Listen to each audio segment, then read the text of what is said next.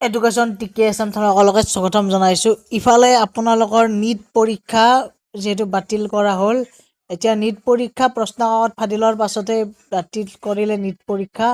22 লাখ শিক্ষাৰ্থী যিহেতু অৱতীৰ্ণ হৈছিল এই পৰীক্ষাত, আৰু এতিয়া CBI তদন্ত হ'ব যিহেতু, আৰু 3 মে'ত অনুষ্ঠিত হৈছিল এই পৰীক্ষাটো। গতিকে শীঘ্ৰে পুনৰ ঘোষণা কৰা হ'ব পৰীক্ষাৰ সূচী। গতিকে এইটো এটা লেটেষ্ট নিউজ হয়। ইয়াৰ লগতে আমাৰ যিহেতু 2 লাখ নিযুক্তিৰ বাবে অসম চৰকাৰ সাজু হৈছে।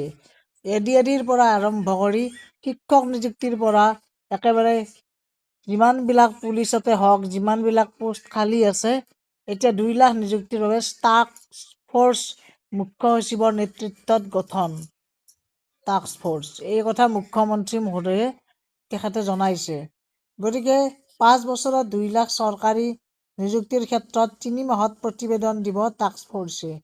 গতিকে 2 লাখ চাকৰি যিহেতু দিয়াৰ মামাই যিহেতু 2 লাখ চাকৰি দিম বুলি কৈছে, আৰু মামাই কোৱা কথাটোতো কৰে, সেইকাৰণে এতিয়া 3 মাহৰ ভিতৰত ক'ত কিমান পোষ্ট খালী আছে তাৰে লিষ্টবিলাক উলিয়াব। এনেকৈয়ে আপোনালোকৰ হয়তো এইটো মাহৰে অক্টোবৰ নৱেম্বৰ মাহত নতুনকৈ হয়তো ADAD হওক যিকোনো চাকৰিৰ এডভাৰ্টাইজমেণ্ট প্ৰকাশ পাব, আৰু নেক্সট ইয়াৰ হয়তো আপোনালোকক এটা ৰিক্ৰুটমেণ্ট দিব, কাৰণ 2027ত দিব। সেনেকুৱাকৈ 5 বছৰত 2 লাখ যিহেতু কমপ্লিট হ'ব লাগিব, সেইকাৰণে। গতিকে এইটো এটা আছিল লেটেষ্ট নিউজ, সকলোৱে শ্বেয়াৰ কৰি দিয়ক। ধন্যবাদ, থেংক ইউ।